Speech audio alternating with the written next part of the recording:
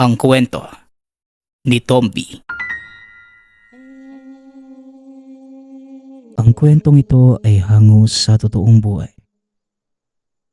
Mula ito sa isa nating tagapakinig na itago na lang natin sa pangalang Louie. Taong 1987, probinsya ng Iloilo. Sa isang barangay sa baryo ng Iloilo, nakatira ang pamilya ni Louie. Bukod sa napakalaki ng sakop ng lugar, marami din ang pamilyang nakatira. Kaya masasabing maingay talaga ang lugar lalo na kapag may mga kaganapan. Bagamat masasabing masaya manirahan sa lugar, hindi namumuhay sa ganitong paraan si Louie. Bata pa lamang siya mailap na ito sa mga tao. Habang lumalaki, palagi lamang itong nakakulong sa tahanan. Ayon naman sa ina, hindi niya hinahayaang makihalubilo ang anak sa ibang bata. Lalo na sa mga mahilig mangkutya dahil may kakaiba kay Louie. Ito ay may napakalaking balat sa mukha na tinubuan na makapal na buhok. At dahil malawak ang sakop, halos matabunan na nito ang mukha ng binata. Ngunit kahit ganon, kung tutusin, wala namang masama lalo pat lumaki na mabuting tao si Louie. Pero minabuti pa rin na umiwas para hindi na gaanong makarinig ng masamang salita. Dahil sa sitwasyon, kahit ganon ang pagpapalaki sa kanya, may mga pagkakataon na nais ni Louie na makihalubilo.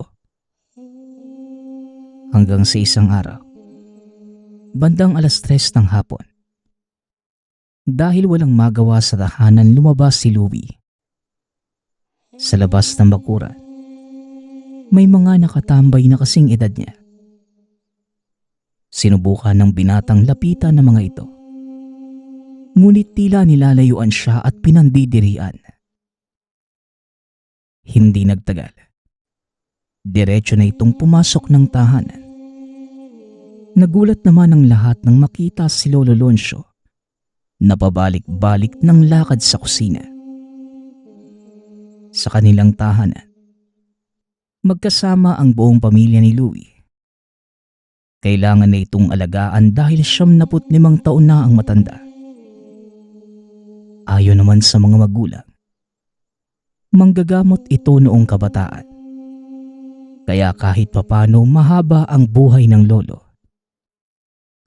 Sa kasalukuyang edad, nagagawa pa nito ang mga bagay na pinagkakabalahan noong binata pa. Habang si Louie naman, bilang taong bahay, palagi niyang kinakausap si Lolo Loncio. Dahil malalim ang pagkakaintindihan ng dalawa, ito na ang itinuring na matalik na kaibigan ng binata. Samantala, dahil sa mga nakita, nagmamadali namang pumunta si Louie sa kwarto ng lolo. Hanggang sa naabutan ito ng binata. Naghahabol na ng hininga.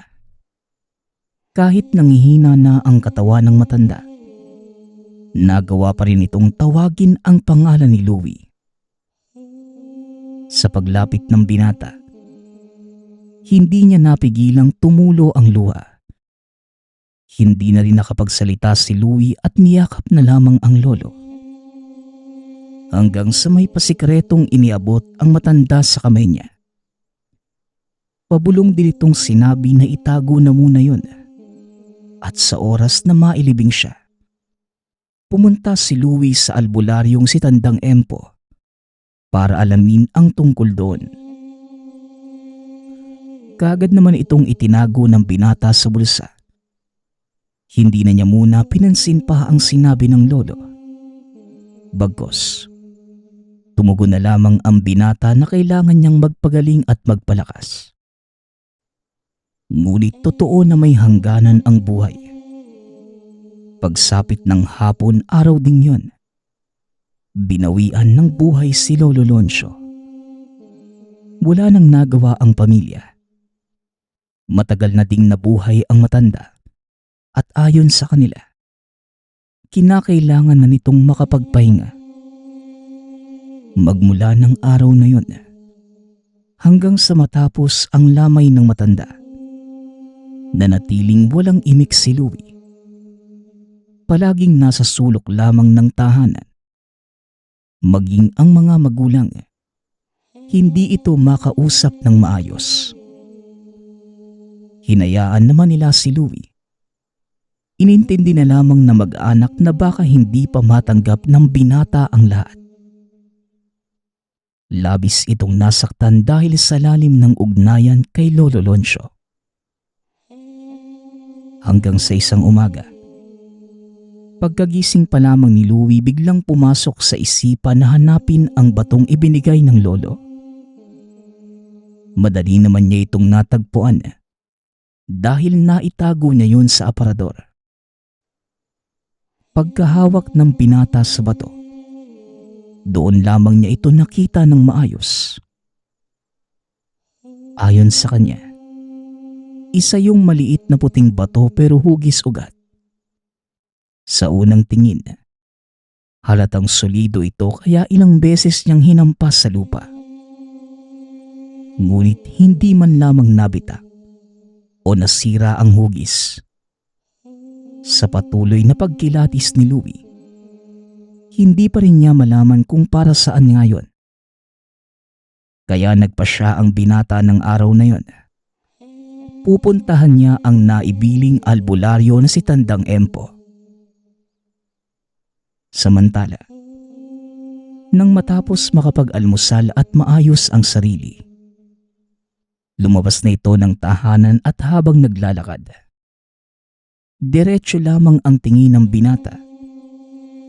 Kahit papano, may iilan talagang taong tititigan siya mula ulo hanggang paa. Matapos yon, nagbubulungan o kaya na may kukutsain ng binata. Isa rin ito sa rason kung bakit matalinong tao si Louie. Dahil sa takot na humingi ng tulong sa iba, halos lahat ng impormasyong sinabi ng lolo, memoryado ng binata. Kabisado niya ang direksyon papunta sa tahanan ni Tandang Empo. Halos 2 oras din ang nilakad ng binata bago marating. Nang tuluyang makita ang bungad ng tahanan ng albularyo, dahan-dahan ito sa paglapit. Tatawagin na niya sana si Tandang Empo pero, "Oh, bakit ngayon ka lang, iho? Ilang linggo na rin matapos na mailibing ang lolo mo, ha? Halika, pumasok ka sa muntikong tahanan." wika ng matanda. Nang titigan ito ni Louie, doon lamang napagtanto ng binata na ito na si Tandang Empo. Tumutugma ang itsura ng matanda sa dating deskripsyon ng lolo. Samantala, kaagad naman siyang pinapasok sa tahanan ng matanda. At sa pagmamasid ni Louie, marami siyang iba't ibang klaseng mga batong nakita.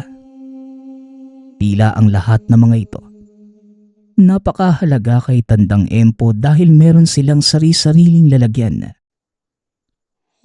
Ngunit ang mas nakaagaw pansin sa binata, nang makita niya ang batong nakapaloob sa napakalinis na bote. Ang batong yun, parehong-pareho sa ibinigay sa kanya ng lolo.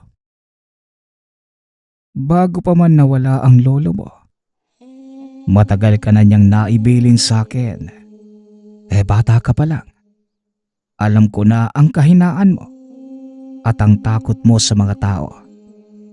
Napakatapang mo, bata. Diyan ako napabilib sa'yo.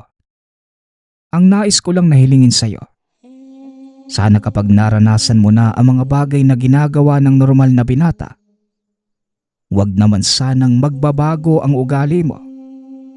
Panatilihin mong maging mapagkumbaba dahil yon ang nararapat. Wika ng albularyo habang naglalakad papalapit kay Louie. Matapos ang ilan pang leksyon sa buhay, hiningi na nito kay Louie ang dalang bato. Wala namang pagdadalawang isip na iniabot yon ng binata. Gamit ang baon ng nyog, inilagay ng matanda ang bato at hinaluan ng kamangyan. May ibinudbud din itong mga puting butil na mas maliit pa sa palay. Hinalo yon ng matanda at nang masiguradong iisa na ang kinalabasan, nagsindi ito ng apoy. Nagsimulang isagawa ang ritual. Nag-uusalang matanda na tumagal din ng halos kalahating oras. Matapos yon, dahan-dahang inialis ni Tandang Empo ang bato sa bao. Inilapag sa isang pulang tela. Ang batong ito ang tinatawag na mutya ng puting luya. Bahagi ng ugat ng halamang luya na nagiging bato. Hindi natin alam pareho kung paano ito nakuha ng lolo mo. Pero hindi naman yon imposible. Magaling siyang albularyo noong kabataan niya. Ang bertud na ito ay maswerte sa negosyo at bibigyan ka pa rin ng kakayahan sa pakikipagkapwa. Sa kaso mo, nararapat mo itong magamit para mas magkaroon ka ng malawak na koneksyon sa mga tao. Pero tandaan mo lang, hindi sa lahat ng pagkakataon, kinakailangan mong sumang-ayon sa mga tao. Maraming halang ang kaluluwa na umaaligid sa bawat individual. Yon ang pinakamalupit nating kalaban. Paalala ng albularyo. Matapos magsalita, iniabot na nito kay Louie ang bertud. Sa muling paghawak ng binata, may naramdaman siya na kakaibang enerhiya sa katawan. Sigurado si Louie na sa bato ito nang gagaling.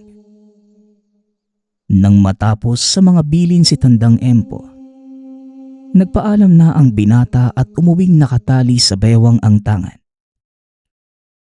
Kagaya ng nakagawian, diretso lamang sa tahanan ang binata. Dahil alauna pa lamang na mga panahong yun, natulog muna ito sa kwarto. Samantala, nang nasa mahimbing ng pagkakatulog, ginising naman ito ng ina at sinabing may naghahanap sa kanya sa labas. Napakunot ang noo ni Louie dahil ni isang beses wala namang naghanap sa kanya. Bumangon na ito at lumabas ng bakuran para silipin. Hindi siya makapaniwala nang makita ang binata na may dalang supot ng gulay. Ito ang binata na minsan nang maliit kay Louie at pinagtawanan siya sa publiko. Nang lapitan naman yon ng binata, kagad itong nagpasya na tapusin ang dating hindi pagkakaintindihan. Ayon dito, naroon lamang talaga siya sa tahanan ni Louie para personal na humingi ng tawad sa kanya. Dahil sa narinig, kahit hindi makapaniwala pero kagad naman itong pinatawad ang kaharap at tinanggap ang dalang nasa supot. Matapos yon, hindi na nagtagal pa ang binata sa tahanan. Nagpaalam na sa pamilya ni Louie. Hanggang sa sumunod pa na maraming pagkakataon, tuwing lalabas siya ng bakuran, marami nang nakikipag-usap sa kanya. Maging ang mga magulang ng binata, nagtataka sa mga nangyayari. Pero maligaya ang mga magulang dahil sa sayang na idudulot nito sa anak. Sa araw-araw itong nararanasan ng binata, doon lamang niya napagtanto na ang lahat ng ito dahil sa tanga na bertud. Kinumpirma niya pa yon kay Tandang Empo. Hindi naman siya nagkamali dahil totoo ang hinala niya. Kahit ganon, masaya pa rin ang puso ni Louie.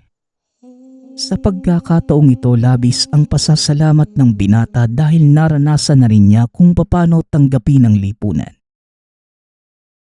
Buong buhay ni Louie, tahanan lamang ang kasama. Ibang-iba sa pakiramdam na bigla na lamang lumawak ang mundo.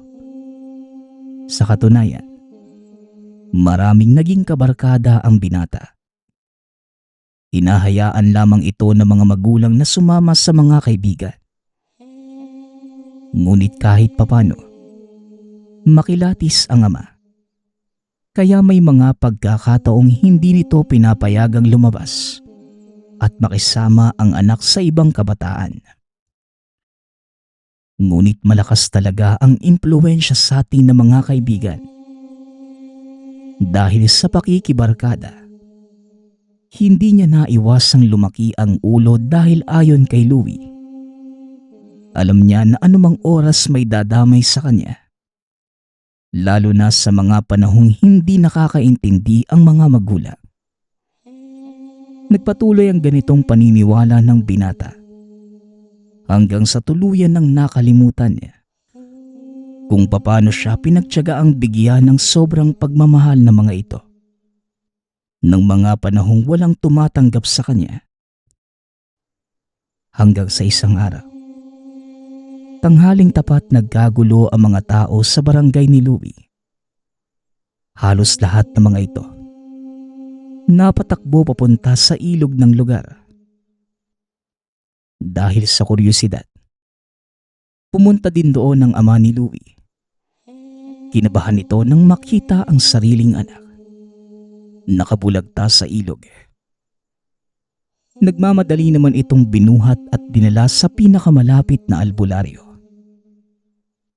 Nang mga panahong yun, albularyo lamang ang mapupuntahan dahil malayo ang ospital sa lugar.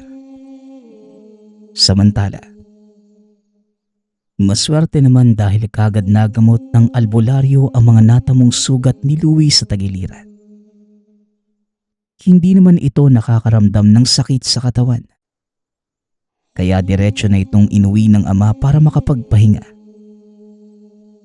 Nang nasa tahanan na, hindi pinalampas ng ama ang nangyari. Natanong ang binata. Kaagad namang nilahad ni Louie ang totoong sinabi. Sa unang pagkakataon, sinabi niya sa mga magulang ang bertud ng puting luya.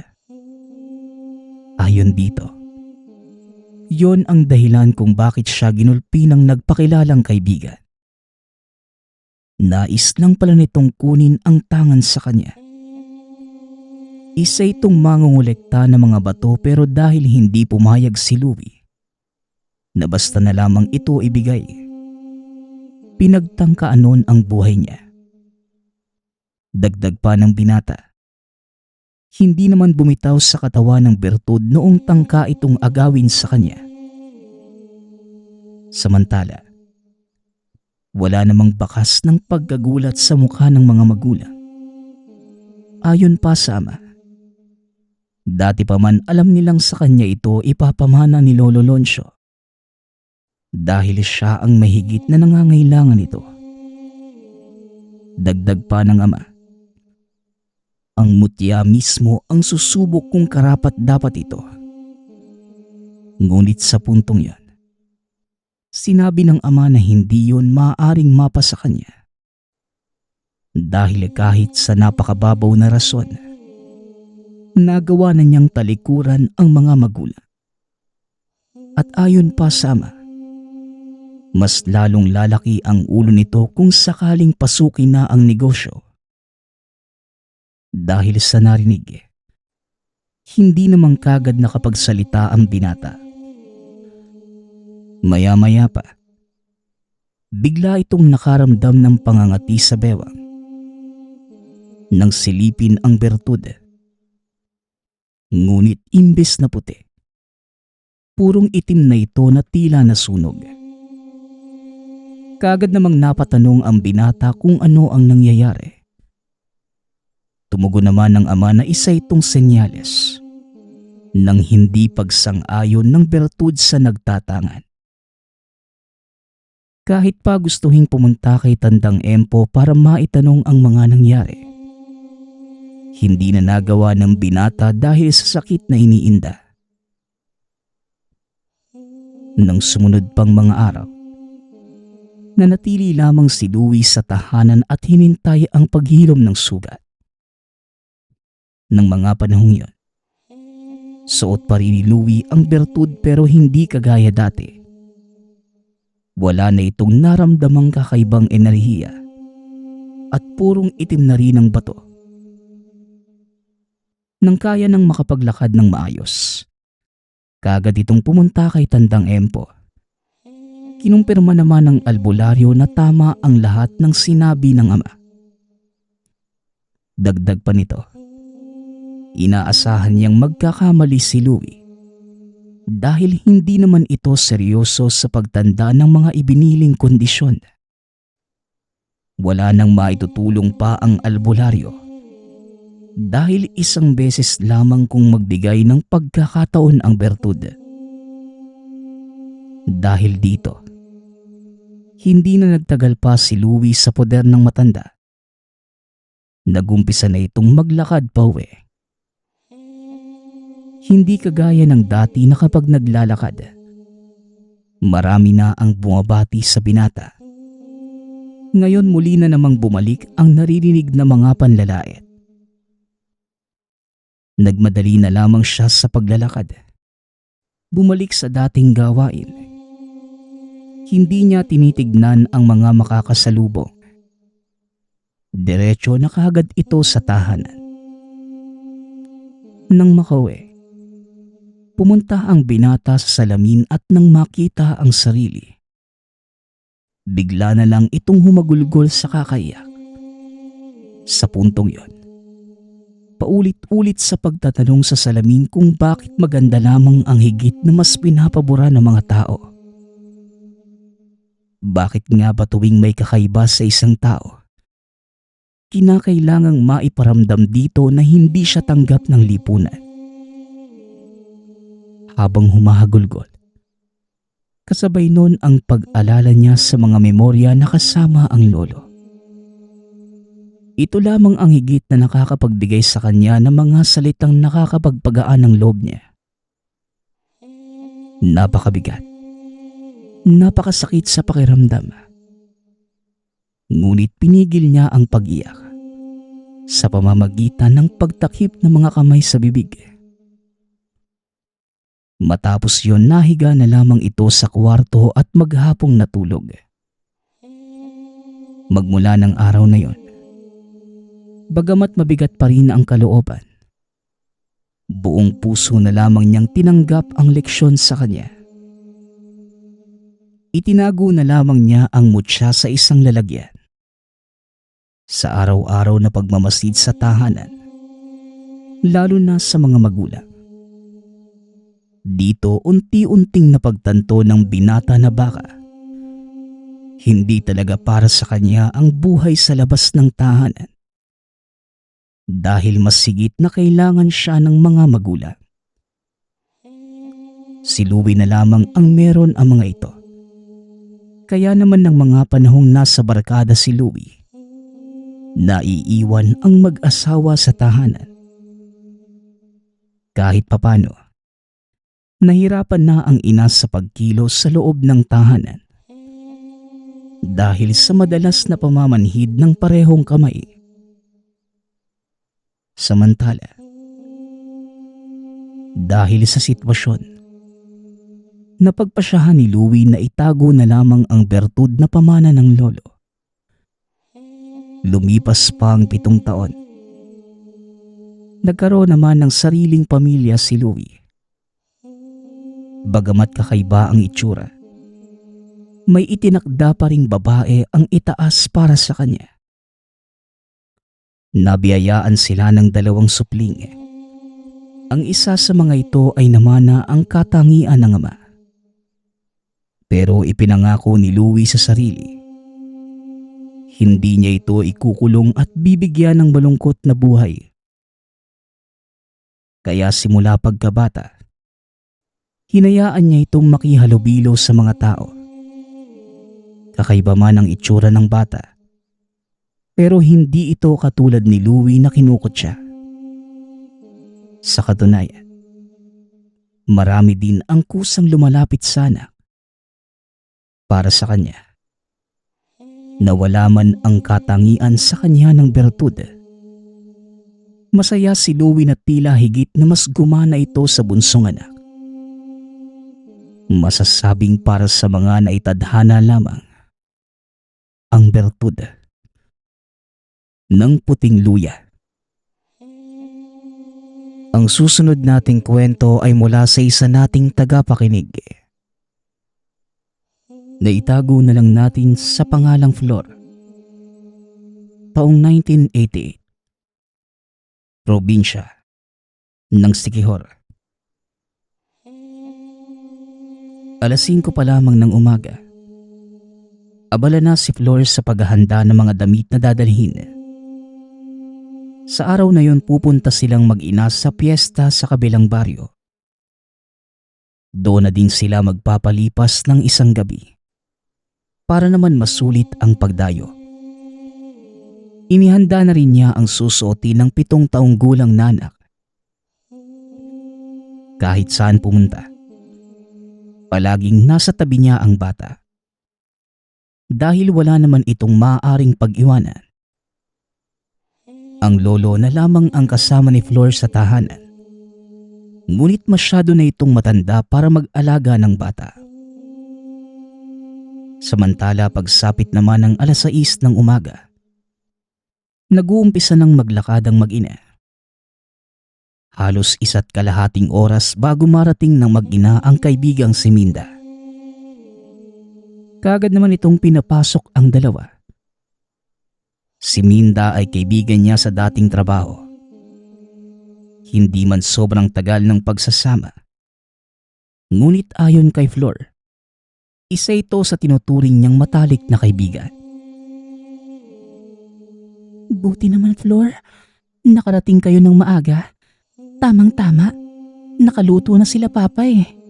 Tara sa kusina. Baka gutom na rin si Buboy. Malayo pa naman yung nilakad nyo.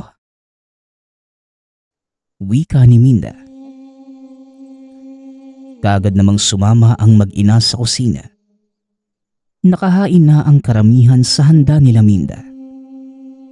Pagkakita pa lamang sa lamesa, labis na pagkatakam ang naramdaman ni Flor.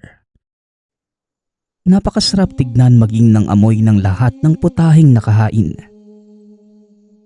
Natuwa naman ang pamilya ni Minda dahil sa naging reaksyon nito.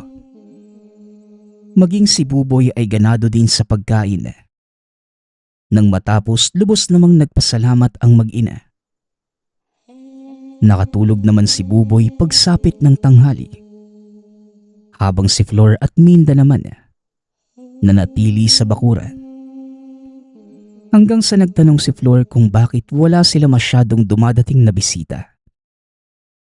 Lalo pat nakita niyang dinudumog ng maraming dayo ang ibang kabahayan. Hindi naman nagsalita si Minda. Ngumiti lamang sa kanya. Matapos ng kwentuhan nakaramdam ng antok si Flor. Kaya tumabi na ito sa anak. Samantala, habang nakahiga hindi niya maiwasang makaramdam ng kakaiba. Tila may mabigat na presensyang nakabalot sa buong tahanan ni Minda. Dahil sa nararamdaman, imbis na ipikit ang mga mata, wala nang nagawa si Flor kundi titigan ang lahat ng nasa paligid. Sa pagmamasid, napukaw ang atensyon niya ng 5 garapa na nakaibabaw sa aparador. Ayon kay Flor, kung hindi siya nagkakamali, mga mata ang nakalagay. Ngunit sa isip niya imposible naman yung mangyari. Kaya hindi na niya ito pinagtuunan pa ng pansin. Ayon sa kanya, Baka dala lamang ng antok ang nararamdaman kaya iba ang nakikita. Bumangon na lamang ito at nagpunta sa kusina. Tumulong na lamang siya sa paghahanda ng iba pang lulutuin. Buong maghapon itong tumulong sa kusina. May iilan namang pumunta at nakikain kaya mas lalong naging abala ang mga ito. Bandang 6:00 ng gabi, pumunta na ng kwarto si Flor para tignan ang anak kong gising na. Ngunit biglang nakaramdam ng pagkabahala si Flor. Napansin niya na hindi man lamang gumalaw sa posisyon ng bata. Nang itinapat niya ang mukha sa may bibig at ilong, wala na rin itong hininga kaya nagmamadali niyang tinawag ang kaibigan. At kagad namang nagbigay tulong ang ama ni Minda. Binuhat nito ang bata at pinainom ng langis na galing sa botelya. Ganun na lamang ang pasasalamat ni Flor nang bumangon ang anak. Dahil sa pag-aalala, nang mismong oras na yon nagpasya si Flor na umuwi na ng tahanan. Ayon sa kanya, iba pa rin kapag nasa sariling tahanan nagpapahinga ang anak. At isa pa sa pinag-aalala nito, baka bigla na namang magkaroon ng lagnat ang bata. Sakiti na talaga si Buboy mula pa pagkabata. Samantala, sinamahan na lamang ito papalabas ng ama ni Minda. Binagtas ng mag-ina ang daan papauwi. Lampara lamang at sinag ng buwan ang nagsisilbing liwanag ng dalawa. Naging maayos at ligtas naman silang nakauwi. Pagkabukas ng pinto ng tahanan, bigla namang nagulat si Flor nang makitang naghihintay ang lolo. Kahit hindi ka magsabi, alam ko kung bakit kayo biglang umuwi. Itabi mo sa akin ang apo ko at gusto kong malaman ang kalagayan ng kaluluwa niya. Wika ni Lolo Isko.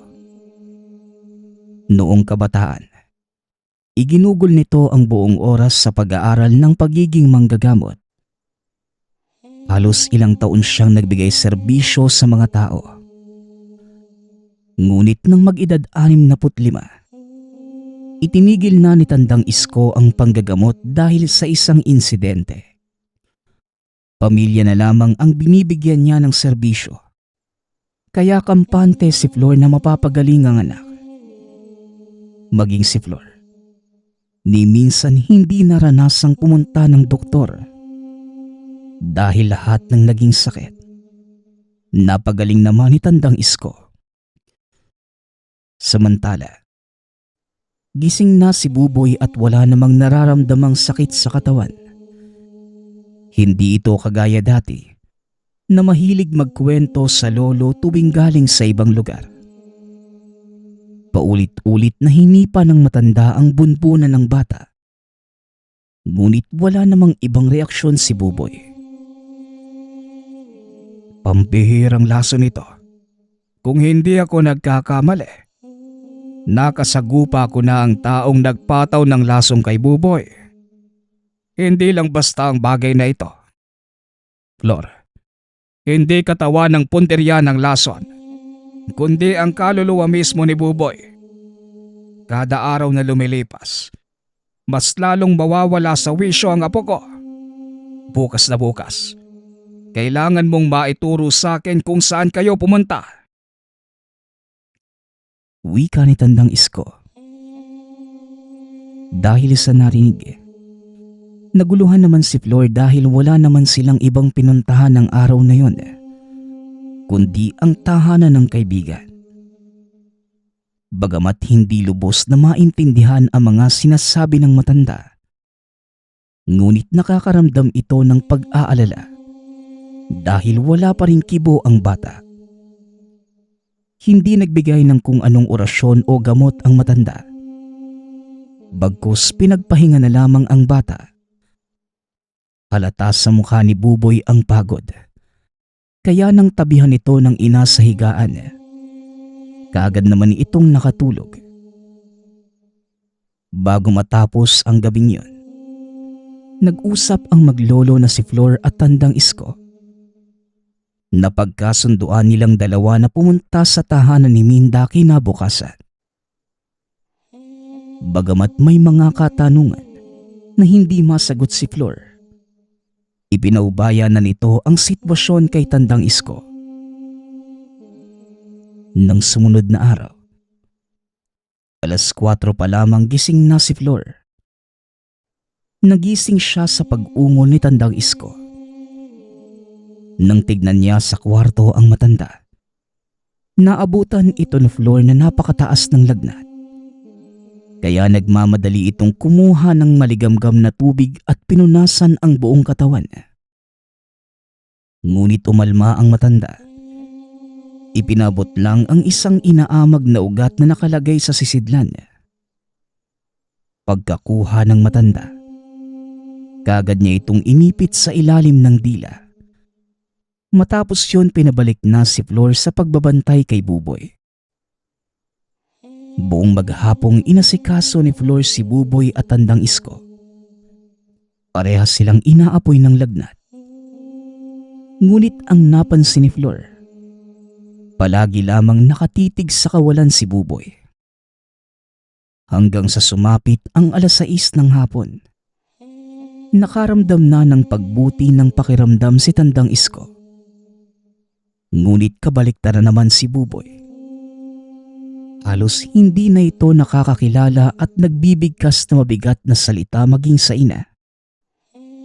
Nung mga unang pagkakataon, hinayaan niya lamang ito, ngunit nang mapansin ni Tandang Isko na nag-uumpisa ng magbanggit ang bata ng may sakaliwang mga lengguwahe, kaagad nitong pinaghanda si Flor at pagsapit ng 8:00. Kahit madilim na ang daan, matyaga nilang pinuntahan ang tahanan ni Minda. Habang naglalakad ang dalawa, naitanong ni Flor kung hindi ba kayang si Tandang Isko na lamang ang gumamot sapo. Hindi gagana ang anumang gamutan sa kalagayan ng anak mo. Ang nagpataw lang ng laso ng may kakayahang bawiin ito. Lalo pat kaluluwa ang pinagtangka ang agawin ng mga nilalang. Wika ng matanda. Dahil sa narinig, hindi na tumugon pa si Flor. Bagkus nagmadali na lamang sa paglalakad. Samantala, nang makarating sa tahanan ni Minda, sarado ang pinto ng tahanan. Ganun na lamang ang gulat na naramdaman ni Flor nang sipain ni Tandang Isko ang pinto.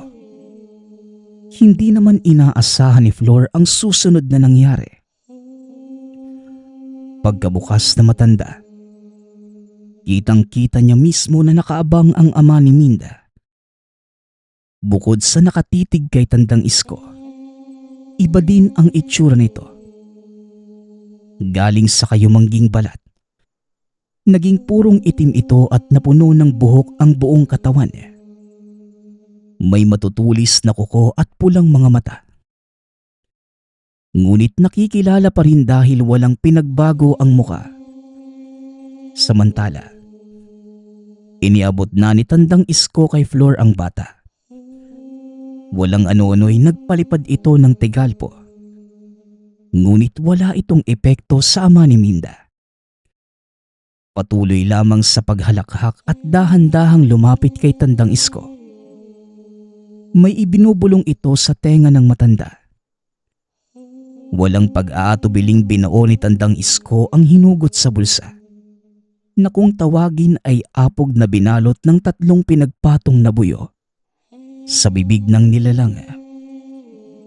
Hindi naman ito mailuwa ng aswang dahil nakatakip ang 2 kamay ni Tandang Isko sa bibig nito. Hindi na rin nakapanlaban. Mahahalata sa katawan ang panghihina. Hindi na pinalampas pa ni Tandang Isko ang pagkakataong yun. Gamit ang nakuhang lubid, itinali nito ang mga kamay at paa ng nilalang.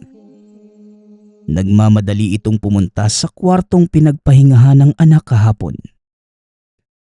Pagkabalik ni Tandang Isko, dala nito ang garapang may lamang mga mata. Nakaramdam ng takot si Flor nang makumpirma na mata nga ang nakita kahapon. Nang makalapit si Tandang Isko sa ama ni Minda, ganoon na lamang ang takot sa mukha nito. Ayon kay Flor, para itong batang nagmamakaawa. Matanda na ako, pero hindi ako basta nakakalimot. Ilang dekada na ang nakalilipas magmula nang mamerwisyo ka sa lugar namin. Ikaw ang dahilan ng pagkawala ng asawa ko. Sa pagkakataong ito, hindi na ako magkakamali. Makinig ka. Kailanman, hindi hahayaan ng Panginoon na palaging manaig ang kasamaan sa mundong ibabaw. Hindi ko panghihimasukan ang prinsipyo mo sa buhay. Pero sa pagkakataong ito, gagawin mo ang hihilingin ko. Hindi mo magugustuhang mawala ang mga matang ito. Banta ni Tandang Isko. Tumango ang nilalang. Baka sa mukha ang pagmamakaawa na wag gagalawin kung anuman ang nasa garapa. Kinuha na ni Tandang Isko kay Flor ang bata at tinabi sa nilalang. Dahan-dahang kinalas ng matanda ang nakatali sa kamay nito. Labis na kinakabahan si Flor ng mga sandaling yon. Dahil kahit anong oras, maaaring umatake ang nilalang. Ngunit hindi naman nangyari ang kinakatakutan. Dahan-dahang hinawakan ng nilalang ang dibdib ni Buboy. May ibinulong ito sa tenga ng bata at biglang nasuka. Nailuwa ni Buboy ang mga itim na likido. Halos ilang minuto pang nagsuka ang bata.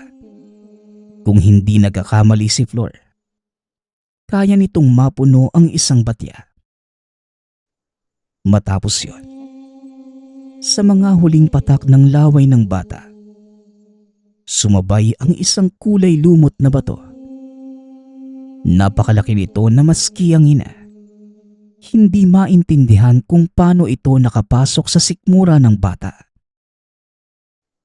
Matapos yon, maayos na binalik ni Tandang Isko ang garapang hawak sa nilalang.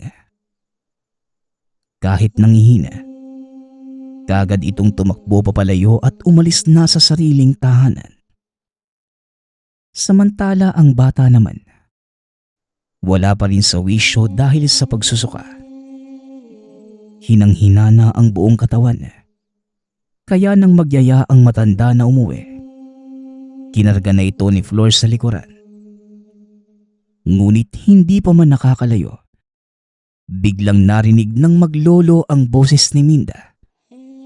Kaya bigla silang bumalik sa tahanan nito. Pinatuloy ng dalaga sina Flor at Tandang Isko. Dahan-dahang sinalaysay ni Minda ang matagal ng kalbaryong dala sa pamilya ng ama. Ayon dito, simula pagkabata alam na nilang hindi ordinaryong tao ang ama. Malinaw rin sa kanya na isa itong mangingilo. Dahil siya mismo ang nakakita ng mga ginagawa nito. Ni isa sa kanila maging ang sariling ina. Hindi magawang pigilan ito dahil hindi nagdadalawang isip ang ama na magbuhat ng kamay kanino man. Dahil dito, humingi ng pasensya si Minda sa kaibigan. Hindi niya inaasahang pati ang walang kamuang-muang na bata magiging biktima ng ama. Sa kagustuhan na maliwanagan sa ibang katanungan, naitanong ni Minda kay Tandang Isko ang patungkol sa loob ng garapa. Ang mga bagay na yon, totoong mga mata ng tao. Ang mga taong yon, lahat sila ay biktima ng tatay mo. Nakagawian niya ang pagkolekta ng mga mata ng sino mang biktima. Dati pa man, kilala ko na siya. Dahil kung hindi ako nagkakamali, ang tatay mo ang dahilan ng pagkamatay ng asawa ko. Pagpapaliwanag ni Tandang Isko. Dahil sa narinig, bigla namang nabanggit ni Minda na batid niya kung saan iniimbak ng ama ang mga bangkay ng biktima. Hindi naman nagdalawang isip ang matanda na sumama. Kaya naiwan sa loob ng tahanan ang mag-inang Flor at Buboy. Halos 1 oras ang tinagal ng dalawa. Kaya nakatulog na lamang sa kinuupuan si Flor, habang nasa tabi naman ang nakahigang anak. Sa muling pagbalik ng dalawa, diretsyong nagaya si Tandang Isko na umuwi na ng tahanan. Bagamat malalim na ang gabi, hindi na nagpapigil pa ang matanda. Nang makarating sa tahanan, kaagad namang nakatulog ang pamilya dahil sa pagod na naramdaman ng buong katawan. Nang sumunod na araw, ganun na lamang ang pagkabigla ni Flor nang makita ang isang sasakyan na nasa harapan ng tahanan. Pasensya na po, pero kinakailangan niyo munang umalis ng lugar. May mga bagay lang akong kailangang gampanan. Pinaabisuhan ko na ang tiyahin mo sa karatig probinsya. Siya na ang makakasama niyo at doon na kayo titira magmula ngayon. Alagaan mo si Buboy. Dahil napakatalinong bata niya. Mag-iingat kayo, apo. Wika ni Tandang Isko. Kahit ano pang tanong ni Flor sa lolo, hindi na ito pinabulaanan pa ng matanda. Wala na rin itong nagawa kundi mag-ayos at mag-impake ng mga gamit ng anak. Gaya ng mismong araw na yun, lumuwas ng probinsya ang mag-ina. Hindi man gaanong maintindihan ang nangyayari, ngunit malaki ang tiwala ni Flor sa lolo. Naging maayos naman ang buhay nila sa bagong tahanan. Walang naging problema dahil mabuti ang tiyahin. Nakabalik na rin sa dati ang kalagayan ng bata. Ngunit wala itong patid sa paghahanap kay Lolo Isko. Dahil sa ilang buwan na ang nakalilipas, magmula ng lisanin ang matanda. Isang araw bumalik sa dating probinsya ang mag-ina. Araw ng Lunes, 9:00 ng umaga nang makarating ang dalawa sa lugar. Sa muling pagbabalik sa tahanan ni Tandang Isko, naabutan nilang bukas ang lahat ng pinto. Hindi ito madalas na gawin ng lolo. Kaya naman nagtaka si Flor. Dahan-dahan itong pumasok ng tahanan at ganoon na lamang ang pagkabigla ng makita. Naglilinis doon ang kaibigang si Minda. Kaagad namang yumakap ang dalaga kay Flor. Ibinahagi ni Minda ang buong pangyayari. Simula nang lisanin ng mag-ina ang lugar. Ayon dito, nang mismong paglisan ng mag-ina sa lugar, yun din ang araw ng huling buhay ni Tandang Isko.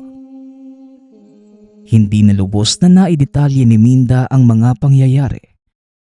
Dahil mismong siya, hindi naman harapang nakita ang mga naganap. Nalaman na lamang ng lahat ng may magbalita sa kanila na nakitang wala ng buhay ang matandang si Tandang Isko. Malapit sa tahanan nila Flor, natagpuan ang labi ng matanda at ng ama ni Minda. Dagdag pa nito, nang gabing sinamahan nito ang matanda sa mga bangkay ng nabiktima ng ama. Nakumpirmang isa nga sa mga labi ay katawan ng asawa. Ang mga bangkay na itinago ng nilalang, hindi kailanman maaagnas. Ayon kay Minda, baka yun ang rason sa muling sagupaan ng dalawa. Dahil sa mga narinig, hindi naman malaman ni Flor ang mga gagawin at mararamdaman. Matapos na maibahagi ni Minda ang lahat, nagpasama ito sa libingan ng lolo at buong maghapon nanatili ang mag-ina sa puntod ni Tandang Isko. Magmula ng araw na yun, nang lubos na naintindihan ni Flor ang sitwasyon, nagpa siya itong muling manirahan sa tahanan ng matanda at hindi na muli pang bumalik sa tiyahin. Ayon kay Flor, kahit ano paman ang mangyari, patuloy niyang pangangalagaan ang mga naiwang gamit ng lolo. Samantala, tuwing nag-iisa, naluluha na lamang si Flor dahil hindi man lamang niya nakasama ang matanda sa mga huling sandali nito. Ngunit gayunpaman, laking pasasalamat ng mga tao sa matanda dahil ito lamang ang tumuldok sa kasamaan ng mangingilo sa Siquijor. Nagpapasalamat nga pala ako sa lahat ng sumusuporta sa ating channel.